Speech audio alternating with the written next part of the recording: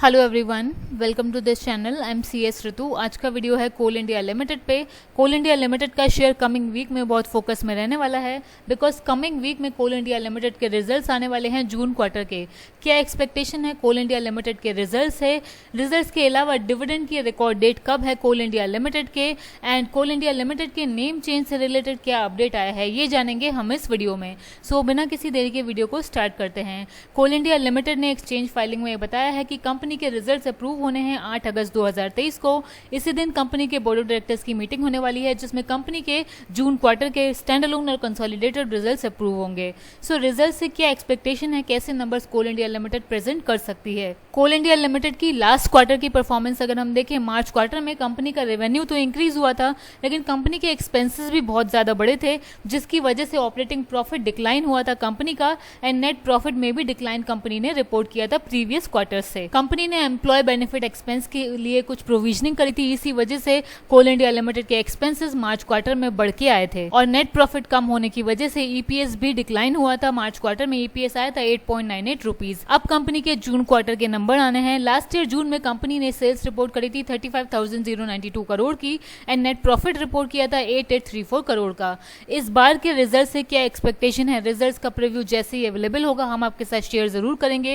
लेकिन कंपनी की अप्रैल से जून क्वार्टर की परफॉर्मेंस अगर हम देखें तो कंपनी ने अप्रैल से जून क्वार्टर में कोल का रिकॉर्ड प्रोडक्शन रिपोर्ट किया है। कंपनी ने अप्रैल से जून क्वार्टर में कोल का प्रोडक्शन रिपोर्ट किया है 175.5 मिलियन टन्स का, जो कि लास्ट ईयर जून क्वार्टर के मुकाबले 9.8% का इंक्रीज है। सो कंपनी का प्रोडक्शन अप्रैल से जून क्वार्टर में 10% बढ़ा है लास्ट ईयर अप्रैल से जून क्वार्टर में।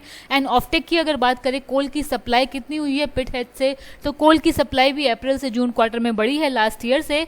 187 मिलियन टन्स की कोल की सप्लाई कंपनी ने रिपोर्ट करी है, जो कि लास्ट ईयर अप्रैल से जून क्वार्टर में 177.5 मिलियन टन्स की थी। सो यहाँ पर भी 5.3% की ग्रोथ है। सो record production and offtake company ने रिपोर्ट किया है अप्रैल से जून क्वार्टर में। सो कंपनी की परफॉर्मेंस लास्ट ईयर जून से बेटर आ सकती है। जैसे ही प्रीव्यू अवेलेबल होगा हम आपके साथ शेयर जरूर करेंगे। आप चैनल को सब्सक्राइब करके रखिए ताकि आने वाली वीडियो की नोटिफिकेशन आपसे मिस ना हो। कोल इंडिया लिमिटेड का फाइनेंशियल ईयर 24 में 780 मिलियन टन्स का प्रोडक्शन का टारगेट है, जिसमें से फर्स्ट क्वार्टर में कंपनी ने 175.5 मिलियन टन्स का प्रोडक्शन ऑलरेडी अचीव कर लिया है। लास्ट ईयर से प्रोडक्शन में अराउंड 10% की ग्रोथ है।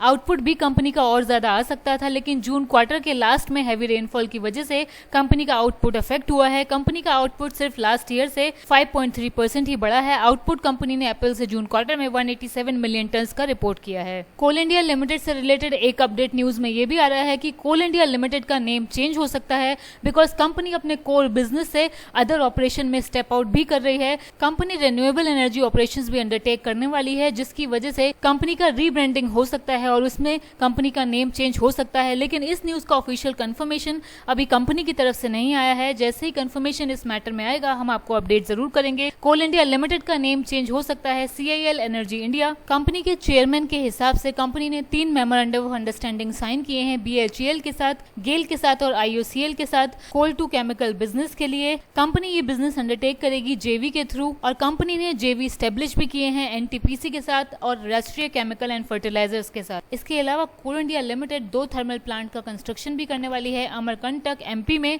जिसमें से एक plant as a JV with Madhya Pradesh government coal India limited undertake करेगा। सो कंपनी अब अपने कोर बिजनेस से डाइवर्सिफाई कर रही है रिन्यूएबल एनर्जी सोर्सेज में, जैसे कि सोलर एनर्जी, थर्मल एनर्जी, और इसी वजह से इस एंटाइटी का नेम चेंज भी हो सकता है। लेकिन इस न्यूज का कंफर्मेशन अभी कंपनी की तरफ से नहीं आया है। एंड कोल इंडिया लिमिटेड से रिलेटेड एक इंपॉर्टेंट अपडेट ये है कि कोल इंडिया लिमिटेड के फाइनेंशियल ईयर 22-23 के डिविडेंड की रिकॉर्ड डेट आने वाली है। कोल इंडिया लिमिटेड ने फाइनेंशियल ईयर 22-23 के लिए फाइनल डिविडेंड डिक्लेयर किया है 4 रुपीज पर शेयर के हिसाब से। परसेंटेज टर्म्स में अगर हम देखें तो 40% का फाइनल डिविडेंड कोल इंडिया लिमिटेड में रिकमेंड हुआ है, और इस डिविडेंड की रिकॉर्ड डेट आने वाली है। इस डिविडेंड की रिकॉर्ड डेट है फ्राइडे 18 अगस्त 2023। सो अगर आप फ्राइडे 18 अगस्त 2023 से पहले शेयर में इन्वेस्ट करते हैं और फ्राइडे 18 अगस्त 2023 तक इस शेयर को होल्ड करके रखते हैं, तो आप इस डिविडेंड के लिए एंटाइटल्ड होंगे जो कंपनी में डिक्लेयर हुआ है। क्योंकि ये फाइनल डिविडेंड है, ये डिविडेंड अप्रूव होगा कंपनी की एनुअल जनरल मीटिंग में, और एनुअल जनरल मीटिंग में शेयर होल्डर्स के द्वारा अप्रूव होने के बाद ये डिविडेंड एलिजिबल शेयर होल्डर्स को पे हो जाएगा within 30 days from the date of annual general meeting. Annual general meeting की डेट कंपनी ने अनाउंस करी है 23 अगस्त 2023। सो 23 अगस्त से विद इन 30 20 डेज ये 4 रुपीज़ पर शेयर का डिविडेंड कोल इंडिया लिमिटेड के एलिजिबल शेयर होल्डर्स को पे हो जाएगा। सो ये लेटेस्ट अपडेट है कोल इंडिया लिमिटेड के बारे में। आई होप वीडियो आपको अच्छा लगा हो। अच्छा लगा है तो लाइक करिए, चैनल को सब्सक्राइब करिए। Thank you.